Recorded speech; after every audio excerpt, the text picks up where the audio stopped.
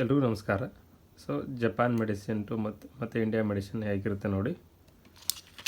India ಮೆಡಿಸಿನಲ್ಲಿ ಎಲ್ಲ ಬರೆದಿದ್ದಾರೆ. So expire date ಯಾವಾಗ, ಸೊ ಯಾವಾಗ ಎಕ್ಸ್ಪೈರ್ ಆಗುತ್ತೆ, ಸೊ ಯಾವ ಕಂಪ್ನಿ ಮ್ಯಾನುಫ್ಯಾಕ್ಚರ್ ಮಾಡಿದ್ದಾರೆ, ಸೊ ಎಲ್ಲ ಬರೆದಿದ್ದಾರೆ. ಆದರೆ ಜಪಾನ್ ಮೆಡಿಸಿನಲ್ಲಿ ಆ ರೀತಿ ಏನು ಇರೋಂಗಿಲ್ಲ.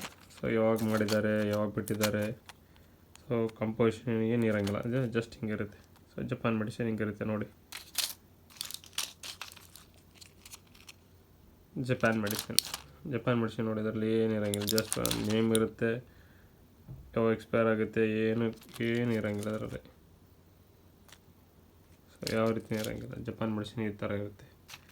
ಸೊ ಇಂಡಿಯಾ ಮೆಡಿಸಿನ್ ಈ ಥರ ಇರುತ್ತೆ. So Japan medicine, India medicine ಈ ಥರ ಇರುತ್ತೆ ನೋಡಿ.